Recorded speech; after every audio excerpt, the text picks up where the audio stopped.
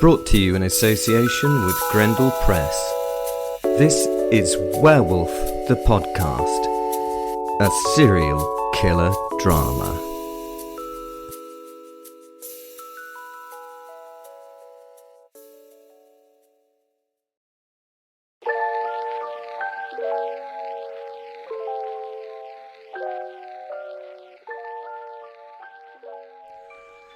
Hello there, this is an extra podcast. We're doing the thing again of introducing you to a new author, the hardest working man in werewolf fiction, well, in fiction, in life in general, so Mr. Adrian Lopez. And today he's going to introduce his book, and we're going to have a little chat with him. So we're going to go ahead, he's going to read a little bit from his book, and then we're going to have a bit of a half an hour of a chat. This man works really hard, so go buy his book. It's good and you will enjoy it. Thanks for listening. Hello, my name is Adrian Lopez, author of the werewolf book Lycaon Bloodlines. Here is a reading from the book. That name was Silas. He was the most trusted elder in the town and in the pack. He was the keeper of all the records from their ancestors, and he had 2 children, Gideon, the male who was the leader of the young pack, and his sister Layla.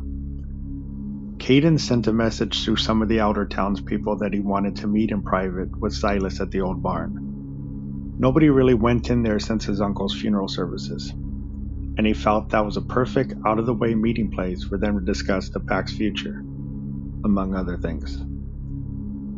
Caden receives word back to meet Silas there tonight at 11 p.m. when most of the town is asleep. Arriving at the barn, he notices how quiet and still everything seems.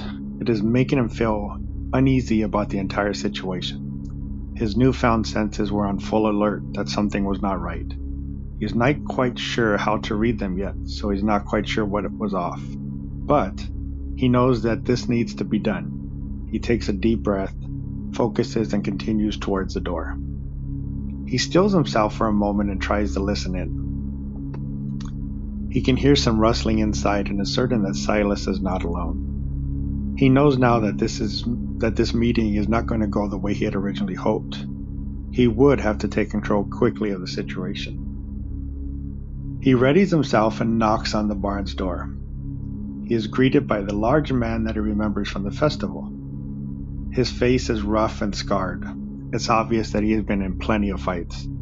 Even his stance at the doorway signaled somebody that was ready for battle. But Caden was sure he had orders not to do anything as of yet. He did not smile, but simply stared at Caden the entire time with cold, empty eyes. As Caden enters, the door is locked from the inside behind him. The barn is darker, other than a large table in the middle that has light upon it. He can tell that there are figures sitting around it, but he can't make out who or how many from his current position. As he approaches the table, he realizes that he is outnumbered. It doesn't concern him at the moment because he is there simply to talk, for now. As he reaches the table, he sees all who are in attendance. Sitting at the head is Silas, clearly the lead elder and the current alpha based on the position at the table. On either side of him are his children, Gideon on his left side and Layla on the other. Both sat there grinning at Caden as he approached. They seemed confident in their position as betas within the pack, and obviously as the children of the alpha member. He remembered them from the funeral. They never came up to offer their condolences. Caden thought nothing of it at the time since he was grieving. But now, he remembered the slight and who Silas was, and he was getting increasingly angrier. But it was the individuals behind Silas that drew his attention. There were 3 large men directly behind him. 2 were clearly betas and probably some form of security. They were larger than most in the village, and stared angrily at Caden. They were ready to attack at Silas's order. Behind that pair was the man that opened the door. He was obviously the enforcer. He was the largest of the group, and the town for that matter, and seemed the most ready to attack. Caden kept his eye on him until the last moment, then returned his focus to Silas. Please have a seat, Caden. I'm sure you've been treated well so far in Superior, Silas said with a cold grin, gesturing to Caden to sit. I'm fine with standing. His grin falls as he is not used to his request being denied. Not only was this newcomer wasting his time, but now he blatantly ignores his authority. Seeing that Silas was visibly irritated by the entire meeting, Caden began speaking. Thank you for the book that you left me. In a very short period, I have learned a great deal about our bloodlines and the pack. Banging his hand on the table, Silas spoke. I am happy you have learned something from the book, but I'm extremely unhappy you're wasting my time. If it's history and questions you want, read the book. What is this meeting about? And be quick, you've already wasted too much of my time, Silas snarled, annoyed. Quite the opposite. I want to discuss the future of the town, the future of the pack, and the future of leadership. Not to mention my new role as Alpha, Caden boasted confidently. Silas laughed at what he had just heard. He quickly stood up and pointed a clawed finger at Caden. With a low, deep growl, he grunted, How dare you come to our town and demand change? We are the pack. Never forget this. You are simply a lone wolf we have accepted for now. I am over 1,000 years old and have been the leader of this pack for half of that time. Do not dare come in here and tell me about our future. As of now, I haven't even decided if you are part of it. You will respect me and the pack while you are here, or I will make you. Silas looked at the three behind him and demanded, Take him back to his house. I need to decide what I want to. But before Silas could finish, Caden slammed his hand on the table. He stared at Silas with that predator stare that they were all well aware of. Caden was making his claim for the pack. With a loud rumbling growl, he snapped, No. I'm not here asking you about the future of the pack. I am telling you this is how it will be. I am assuming the role of Alpha going forward. I read on how this works, and the challenge. I am offering you the chance to accept before any of you have to get hurt. The two behind Silas quickly transform into their werewolf forms. They slowly walk around the table towards Caden, growling. I suggest you change your stance right now, Caden. You young ones always think you have what it takes to lead the pack, that you are ready to challenge for the crown. You think I have not defeated many overconfident challengers in my 500 years of rule? Silas warned. Caden simply smiled at Silas and began to laugh in this low rumbling voice that turned into a growl and taunted. Then I see it's an official challenge you want. I was hoping that would be the case. The werewolves approached closer and closer to Caden, who did not seem fazed one bit. We could have done this the easy way, Silas, but as you wish. I will do it the hard way. For you, Caden growls. Within seconds, Caden was transformed. They were amazed at how quickly he had mastered this already. Before warning, he leapt at the werewolf on Silas's left side. This is where the daughter sat. Caden felt that Silas would not let her enter the fight and did not have to worry about her for now. He quickly slices at the legs of the creature, injuring him and knocking him to the ground, but not with a fatal blow. I do not want to kill any of you. Yield to me now, Silas, Caden yells. That's unfortunate, Caden, because that is what we have decided for you, Silas shouts, as he points to the other werewolf to attack. The werewolf leaps over the table at Caden, hoping to surprise him, but Caden is just too quick. He quickly drops down below his leaping attacker and slices at the werewolf as he flies over. Caden stands up, covered in the fallen wolf's dark, thick blood and mangled insides. Caden stares at Silas as he licks his claws clean. Accept my offer now, Silas. You are running out of pack soldiers, growls Caden. The first wolf had already healed from his injuries since Caden did not hurt him seriously. He attacks Caden from behind and leaps onto his back, quickly clawing and biting on him. Caden swings his arm around with such force he knocks the wolf back against the wall. The werewolf whimpers in pain as Caden approaches him. He lifts his massive claw and spears the wolf straight through the head, killing him instantly. Caden slowly carves open his chest and pulls out his heart. He devours it in one bite. He then turns his attention back to Silas as he walks back towards the table. Do you yield now, Silas? He growls. Gideon and his sister quickly stand as if ready to attack. They both growl at Caden, wanting to show who they are. Silas, showing that he is worried about Caden's abilities and his children, quickly stops them from jumping in. He looks over to the enforcer behind him, letting him know it's time to handle the situation, with simply a nod. The enforcer slowly walks around the table as he transforms and stands directly across from Caden. He growls at him, showing how large and aggressive he is, but Caden is so much more massive when transformed.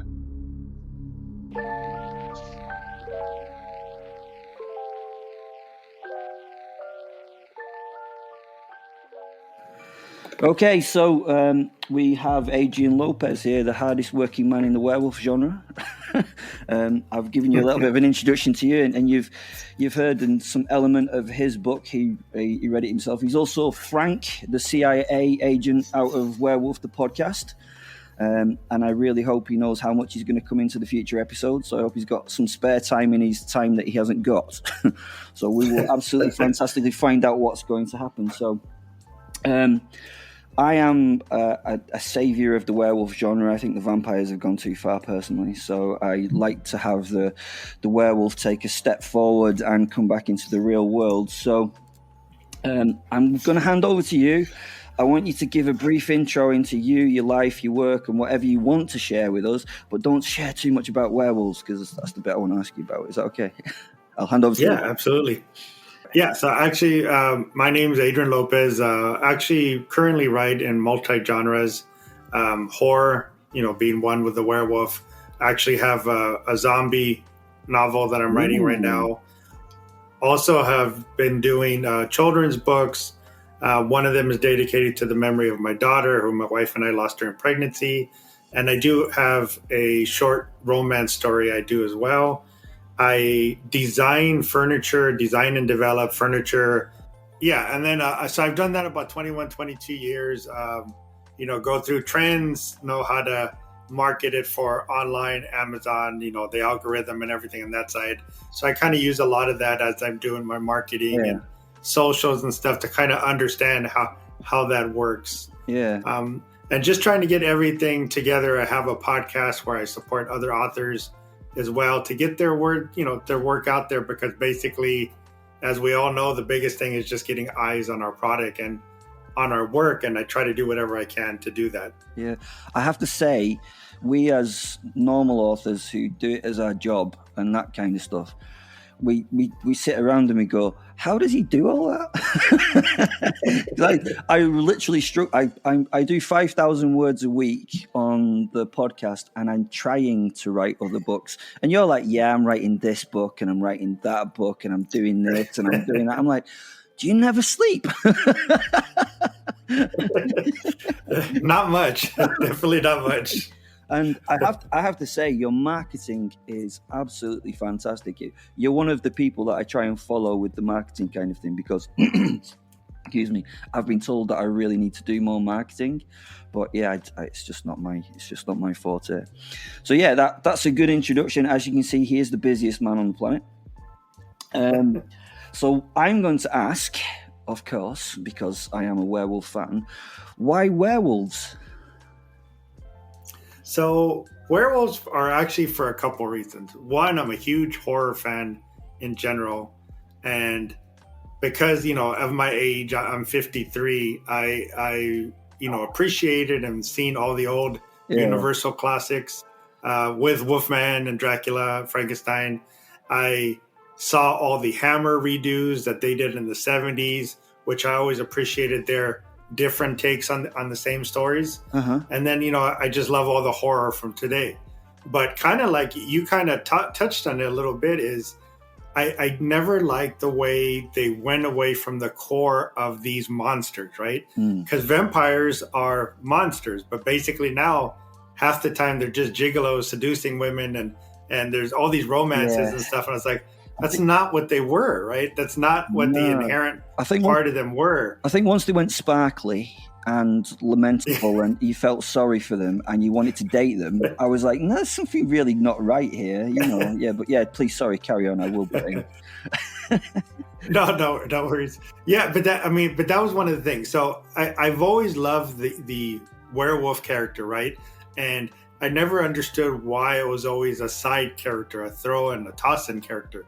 And it's always like a toss-in character for Dracula or for vampires, or just a secondary character. And when they did touch on it, I always kind of didn't like the approach of the main character always was ashamed of being a werewolf. Yeah. Right? He was like, tie me up, hide me. I don't want to hurt anybody. Which, yes, you understand you don't want to hurt anybody technically, but it was always like, I don't want anybody to see me. Just put me away. Don't let me, or kill me, whatever. And they never had him embrace the role, right? And again, yes, he's a killer. I'm with you, brother. Yeah, I know, but that was the thing. I really wanted to embrace that raw aggression, that raw, just primal urge, right? Which is what these monsters originally were, and they went away from that, right? And that's kind of, when we talk a little more about the book, is I also wanted to do it from a different angle because, as we all know, it's usually the same kind of formula in terms of it's, full moon they turn, or it's from a curse, or it's from a bite, and it always follows this kind of the same thing. And I like I said, I appreciated Hammer Studios' direction, and I wanted to do something different. Where do I come at? Give you that traditional raw aggression of a werewolf, but come from a different angle in it. I noticed when I was reading your book with like your character Caden and stuff, that he starts off like the lead out of American Psycho. Do you know what I mean? It's very it's very upright, posh kind of, I'm going to be very successful and kind of stuff. And it's really weird how he turns into a monster. Yet that, I'm not going to give away too much, but that actually makes him a better person. Kind of weird. Yeah, I know. I was like, I was kind of reading it, and I was like, how's this guy gonna turn into a monster? He kind of is. Yeah, but what I liked about the book was the idea of, I think he did the idea of the pack very well. I think the idea of the tribe sat behind, and how the politics of that would all kind of work as well. And I was just saying to Adrian earlier, the level of gore that you seem to be able to get away with is much better than I can get away with. I'm not very good at that, so it is good. So with the werewolf, it's the kind of idea of it being the uncontrollable beast, or was it a beast that's in control, or is it? I'm not really quite sure. Well, in mine, you have a little bit of both, right? So what Caden turns out to be, and I don't want to give too much about why, but he's a hybrid, right? He's a hybrid version, which is different from everybody else in the pack, in the town. And that's one of the differences. He's not accepted very well, is he? Yeah, and that's one of the differences in terms of the normal pack. When they do turn, they are just wolves, right? They're just animals, larger versions, aggressive, and will just tear you apart. But when he turns, he gradually is in more control of it. And basically, at some point, he's Caden, just now in werewolf form, right? And, it really goes back to, and I always want to give the credit to Greg, who's a big fan of the podcast that you guys have, heard from and does the other readings. But he had mentioned how the werewolf really reminded him a lot of the Hulk. And again, Hulk is one of my favorite characters too. And I understood that, because when you look at the arc of the Hulk in the comics, it's almost the same thing, kind of the arc of Caden, where it's just a raw aggression of Hulk from the beginning, can't really speak, can't really think. And then you have Professor Hulk at some point who has the strength and the rage, but he's more in control, right? So yes, I suppose there is I didn't necessarily think about that, but it just write it in that arc, but that's kind of the arc it takes. Yeah, because like I said to you before, it's I was really surprised that the guy started off a monster and he actually turned out to be quite. I won't say any more than that, because the book, you need to read the book. But like, I was like, oh, this is going to be interesting. How can this guy get worse? But he didn't. Yeah, I know. Yeah. So. With the premise, how did you start with the character Caden? What did you really want from this character? So I really, the book for me started all from an image in my mind, right? And for anybody that's read it, the image is the bonfire scene that's in the book, which is a big scene. That was your starting point. That was where you were going to go from, and you built it. Yeah, that was an image in my mind that I was like, you know what? I saw it almost like a painting, and I was like, I really like this image. And from that image, I wrote that scene. Yeah. And that scene led me to a couple of other scenes that are in the book. And from that point, I said, okay, how do I get myself to this point? What is the arc that gets me here, right? And when I started thinking about the character, and you made a good point about American Psycho, I really thought about what would a werewolf, right, who doesn't know he's a werewolf, who's never transformed, what would he be like in human form that would stand out, right? And it came across very, very clear to me that he would be, a defense lawyer. Mm-hmm. He would be that, just alpha in terms of work and going after and wanting to be the partner and own his own firm and just kill every prosecuting attorney he can get into. In the first three chapters of your book, it's like, gosh, this guy is an alpha. Yeah. And sat there going, I feel sort of insignificant in comparison to this guy. and really that's what I wanted to take, is that he had those lot of inherent qualities already that he was using. He had that killer instinct in the courtroom. He would go after it to kill when basically he smelled the blood in the courtroom and said, there it is, I'm going after it. Yeah. And he had that pack mentality already where he took care of everybody in his circle, right? Yeah, because he does spend a lot of time looking after his team and considering others, doesn't he? Yeah. That's absolutely brilliant. Yeah, and you've kind of carried that on into your looking after your independent authors as well, haven't you? Yeah. Oh, that's my pack mentality. Yeah. Try and get some books sold. Yeah. I really liked the premise, and I really liked the way that you took it. When you were looking at like the politics within the pack, how did that kind of come about? I mean, was that like, I know you said you planned from this central idea of the fire pit scene, but like, what was the politics of the pack that you kind of was interested in? Because like, I'm not really interested in the politics of the pack, but your book is really lends itself to that. Yeah, I mean, when I was thinking of the story, I needed a reason for him to have that fork in the road, right? I needed a reason for him to make a decision. Am I going full werewolf and just going to the future? Yeah. Or am I going to rebel against it and stay more of my human side, right? So I needed that reason. Mm-hmm. And, I have that section where you're going on the journey with him and you're learning about werewolves, as they basically gave him like a how-to manual and said, read this so you know what you are. Learning about himself as he goes along, isn't he? Yeah, and so as he's doing that, he's learning. I threw in some stuff about the pack, so about the alpha, the betas, the enforcers. There's usually some form of security, and I really wanted to touch on that to kind of build that out, right?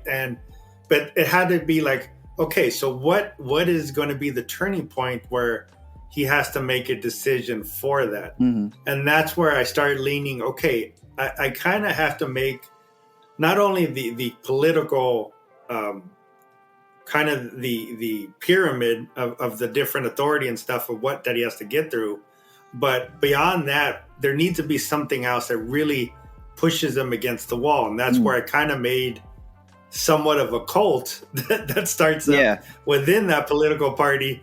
And that's what's pushing him against the wall to make a decision, because that's really forcing it to make where it's much more black or white rather than the kind of gray area he was working in before. I think the thing that you've pointed out to me that I didn't notice until you said is the idea that he was a defense lawyer, and then he's got this great decision to make later in life, and we won't say any more than that. But no, I like that. I need to read it again. Obviously, I missed that. No, that's a really good bit. How do you do your writing? Is it like a hobby, or is it something you do to relax, or is it like you fit it in when you can? Or I basically fit it in where I can, right? But it's something I've done since I was a kid. I love writing. It's been writing for me has always been like my therapy, my relaxing time. Writing and really, lifting weights and working out are my two Zen times, right? Those are the times I just relax and I'm in whatever I want to do. And I've done that since I was a kid. Right. I've written poetry and I still do that. I do that for my wife. And at some point I may release a poetry book as well. But just another. That's always just something, just toss it in. but I've always done that, right? I've always done just writing. And, it's kind of maybe just the way my mind works. And I've done it in my furniture design thing, but I'm able to do a lot of the organization in my mind before I do it, right? So really a lot of the book or the story is finished in my head, and I'm just kind of putting it on paper. Same way when I do my furniture, I already have an image of what I want to do, and then I'm just doing the parts, right? I'm just putting the parts together. So when I have an hour here or 20 minutes here, it's just I don't need 5, 10, 15 minutes to think about it. I'm just like, okay, let me get this part of it out. So it helps, right? It just helps on that side. But that just may be how my mind works. So at least it helps me on that point to be able to do multiple things because I can do it quickly. Yeah. Is it when you like when I sit down and write, it's a great time because I can't really think of anything else. So does it allow you to just separate yourself out from the world as well? It really does, because when I write, and I'm sure most writers do this, but basically I'm seeing the movie, right? I'm seeing, because again, I'm a huge horror movie fan. So as I was writing this, I'm basically picturing the movie in my mind, and it's almost like I'm dictating what I'm seeing in the movie. Right. And, then a lot of the editing is going back and making sure that makes sense and it's clear, but I'm watching the movie as I go, and I'm just taking myself through that.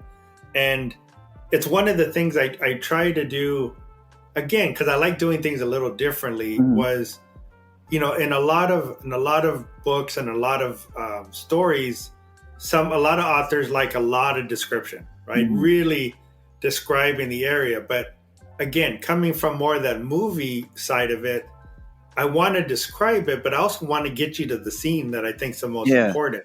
So I maybe don't do as much description as a lot of other writers, but I try to get it descriptive enough to get you there. And we were talking a little bit about the mixture of gore and stuff. And again, it was giving you enough description, but not going too much where you lose the whole point of the scene and what's really going on behind it. Yeah, I think the problem with doing things with the gore kind of genre and stuff like that is that you're dead right. You can just take that step where it's just that little bit too far, isn't it?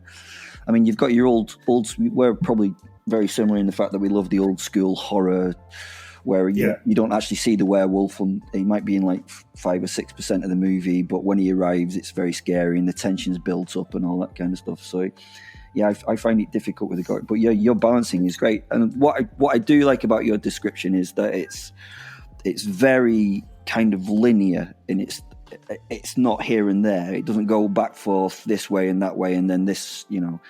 I quite like the way that it's very, very linear, and your book's very, very linear in a way, which is really well written.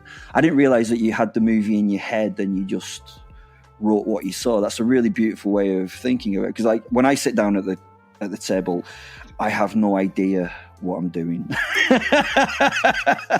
As you can probably. Well, I mean, a lot of the scenes are like that, though, right? Because a lot of times you may have the overall thing that you want to get through, but the rest of it it comes as you're doing it. But that a lot of times the beauty of it itself is when it is just coming to you, because then you're in the moment. You're in the actual scene yourself, and you're just letting it flow. Yeah, because I think there's certain things that really, really helped. Your book cover really helps with the imagery, because you get. I never thought of it before that you actually from the book cover, you actually get a concept of the things that you're going to see. So I suppose in that essence, it's a bit like the movie poster, or it's a bit like a bit of the movie itself, because the image of your werewolf is very different in my head than my werewolf is in my Werewolf the Podcast, you know? Yeah. That's actually my direction, or my goal is all of my horror books. I want them to have an old horror poster look. Yeah. Right. That old poster from the 50s that you used to see at the drive-in. I just love that appearance. Right. And you can do it more, more modern and different approach, but I love that old movie poster look. Right. And that's nostalgic. I did that with my zombie. I did that with my werewolf. Yeah. Because I appreciate the old stories. I appreciate the way they came from those things. Yeah. I mean, your story isn't really kind of, it's a modern take on the older kind of genre, because there was none of this pack mentality or anything back in the day, was there? Yeah. But no, I can see what you're doing, and I think it was very interesting to actually. I'd never really looked at a book cover and then used that to envisage what I was seeing in my head before. And when you put your book cover up for the first time, I was like, wow, that's really scary. And I was like, oh, that's really, really good. Because I always, with my book covers and stuff, I always get people designing them and things like that for me. And I just go, yeah, that's all right. So maybe I need to put a bit more effort into my book covers and stuff. No, but that's good.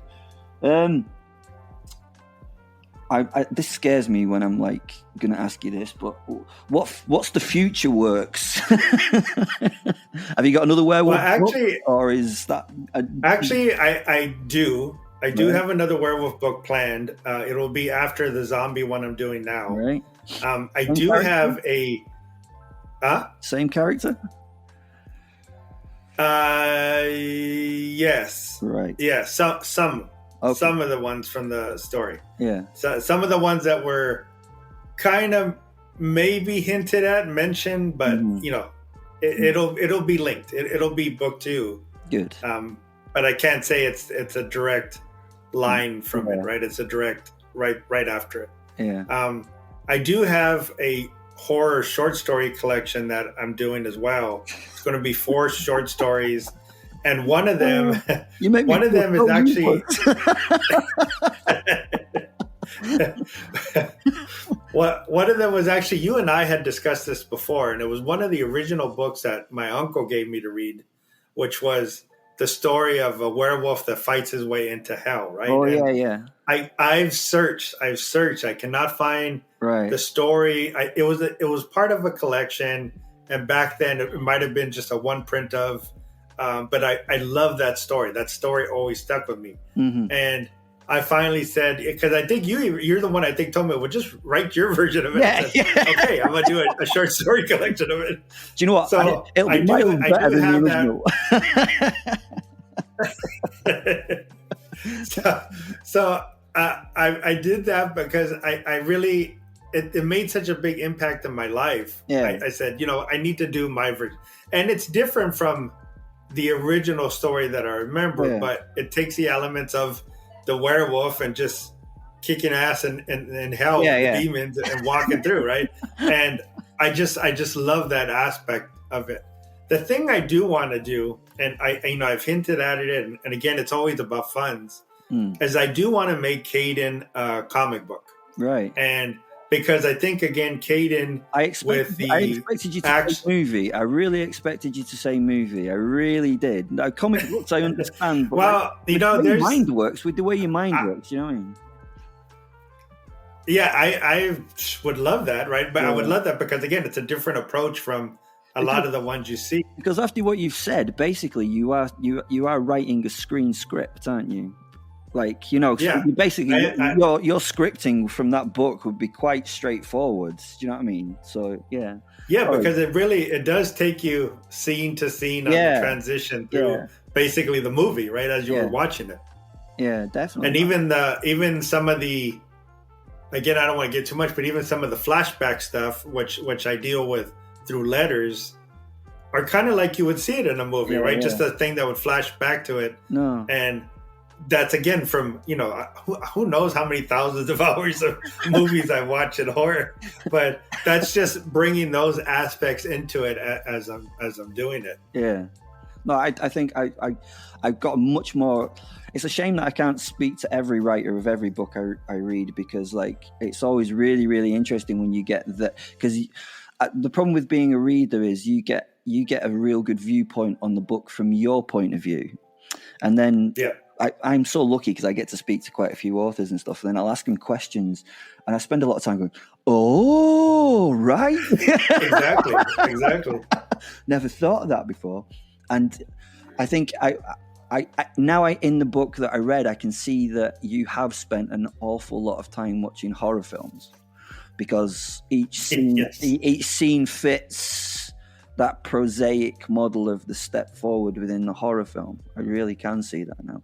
So the comic. Sorry, I got off track. The comic. No, yeah, I really, it's something I really want to do one day. Right. When funds allow, right? Because I can't draw, so I need somebody to be able to draw it for me. Yeah. But I think Caden or the Lycaon Bloodlines world, right? That world lends itself to a comic, right? Because you have the quick, short action scenes and a storyline that could go on.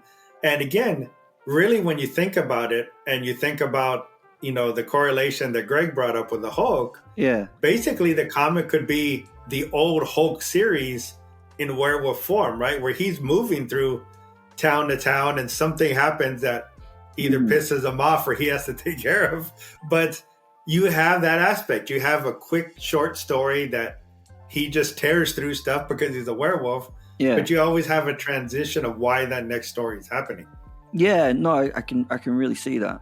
And by the way, if there are any graphic artists out there who would like to help Adrian out, can give him some spare time, just give him a shout. All these links are going to be in the description. So if you want to, make a fortune doing that, then give him a shout. That's great. Yeah, what I've found over the years is that there are loads of people out there that have such into niche things that sometimes you just ask for stuff. And people will go, yeah, I'll do that. So yeah, if there's anyone out there, honestly, give him a shout. All these links are going to be in the description. With the zombie one, why the zombie genre?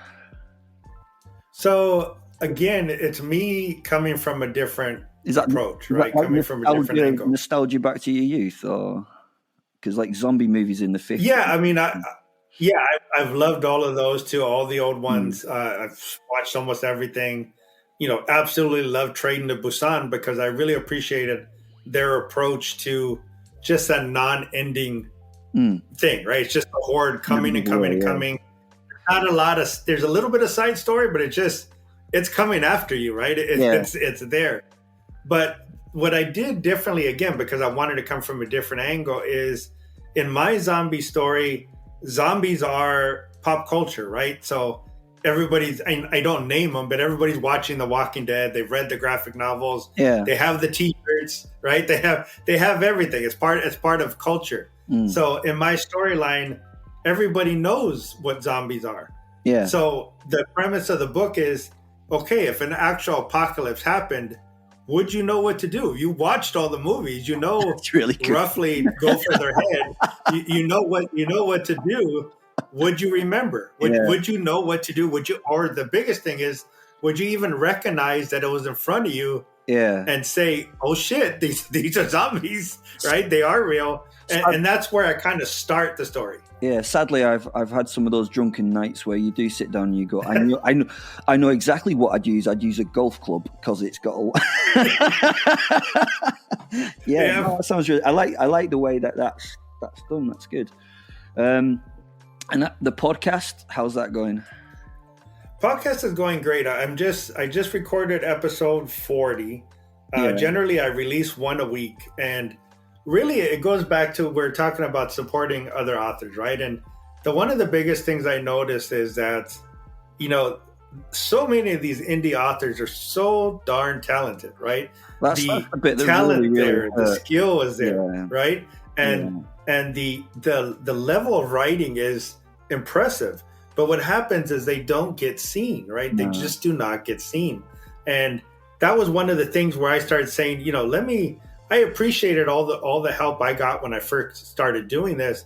There were some bigger authors that started sharing my stuff, and they didn't need to, right? And I said, I really appreciate that. I'm going to do the same thing. One of the things that I'm going to put across to Greg, and one of the things that you understand, is that we're not in competition here.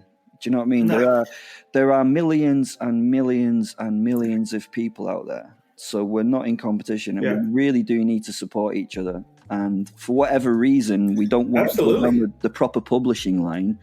I've done that with non-fiction books and with a couple of fiction books, and it kills you towards the end. Do you know what I mean? So no, I really appreciate it. And there's a lot of people out there that really appreciate what you do. And the podcast is always an interesting listen. So if you get a chance, go over and listen and support some of these indie authors, because just because it hasn't got Stephen King written on it doesn't mean it's going to be rubbish. Do you know what I mean? Exactly. So, Stephen King's got enough money now, so go and buy something that, and you'll find that these indie authors are really, really, really talented. So give them a few shout outs. Yeah. So, well, we're on to the half hour, which is the time for us to wrap up. It's gone very, very quick. Is there anything you would like to tell the world? Would you like to show anything off? Would you like to give anything a shout out? As I say, everything is going to be in the description that Adrian's going to send me. So there are going to be hundreds of links down there, and he has a lot of stuff, so you're going to be busy. But yeah, I'll leave it open to him to give a shout out now and give suggestions of where and what to go and see. Yeah, again, I would say if you have the time to check it out, definitely check out the podcast, because I bring in indie authors from every genre, and kind of like we're doing here, the beauty of it is seeing the author as a person, right? Yeah. And in the podcast, in these interviews, what you really find out is why their author voice is their author voice. What they grew up with in terms of influences and movies, art, books, reading, that made their voice their voice. And like you said, there doesn't have to be competition, because everybody's voice is unique and different, and there's an audience for everybody's voice. Mm-hmm. You don't have to fight over the same audience, right? And the other thing I just want to do is I want the horror fans and stuff to really embrace the werewolf character. And I really appreciate when all these different authors are coming from new approaches, right? Different aspects of the werewolf, because it's much more of a deeper character that it's always been given credit for. Definitely, yeah. It shouldn't be the muscle, right, for Dracula. It shouldn't be the guard dog. It shouldn't be the side character. He is a main character, right? And he's got so much more internal battles and dialogue as a character that a lot of those other much more famous Frankenstein and Dracula do. And it's just beautiful when it's allowed to shine and come out. Yeah, I think one of the problems with the werewolf is I suppose he's always been an outlier, and we always see him as an outlier, and now we can bring him back in, and it's much appreciated that you're doing everything that you're doing. And I recommend going and reading the book. It's a very different angle, and now it makes a lot more sense with the movie dynamic to it. And I hope we get the comic book out, and looking forward to the zombie book and whatever you're producing. Is there anything last you want to say, or are you happy? I will say that I do have the werewolf book right now on sale. I'll probably leave it on sale for a bit. Right. So right now, depends on what country you're coming from, but right now with the paperback's like $9.99, ebook is $2.99. It's on Kindle Unlimited for those who have that to read it. And if anybody is on TikTok and in the TikTok world, I do have signed paperbacks available in the TikTok shop. Mm-hmm. And TikTok gives you like a 40% off coupon and free shipping. So I'm charging $20, but you're basically paying $12 for the signed paperback and free shipping. So cool. All those sales are going to be going on for a bit. So, you can go pick it up that way. Yeah, I think there's going to be a lot of picking your mind after this podcast to see how you do all this stuff. I don't know how you plan your day even, I kind of just wake up and see what happens, but you must have a plan. You just get up and start going, right? Yeah. Just And then, chug right into it. Of course, after your writing and after your work, you then fit in the gym and all that kind of stuff. I'm like, yeah, that's really good. But I'd just like to say thank you very much for coming on. We've not had a sit-down chat before, so it's been quite good to actually speak to you. Hopefully you will be starring as Frank in the future. We've got some vampires to kill, and I'm sure the CIA are going to be coming in to do that. I don't know what's going to happen because I'm making it up as I go along, as usual. But yeah, thank you. I have no problem killing vampires. Especially if they're sparkly. Yeah. Exactly. Yeah, so thank you so much for joining me. It's a privilege, and I hope you manage to have some time to go to sleep at some point. I will do my best. Again, I just want to say thank you to you. I absolutely love the podcast. I love what you do. Again, I love the direction you come because it is different. Yeah, it's just a beautiful thing, and I will always try to shout you out to get more listeners for your podcast because it's just so unique and just great. Yeah, I don't really know what happened. It's just become such a big thing. It's incredible when people get in contact with you from around the world and they tell you how much they love it and stuff. But there's always part of me that's there's always part of me that goes like that, Adrian. It's like, what's wrong with you? Yeah, I can see that too. Yeah, there's part of me that's like, yeah. And then my brother turns around and goes like, how do you get away with this? So yeah, so maybe the future may be, I don't know, getting cancelled or something. We'll see. But thank you very much, sir. It's been an absolute delight to talk to you, and I hope we do it again soon. Absolutely. You always have me for your podcast whenever you need me.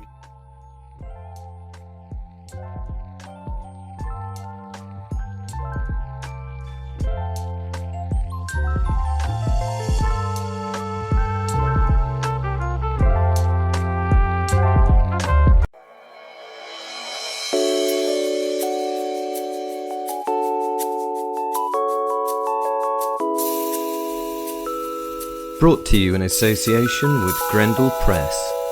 This is Werewolf the Podcast, a serial killer drama.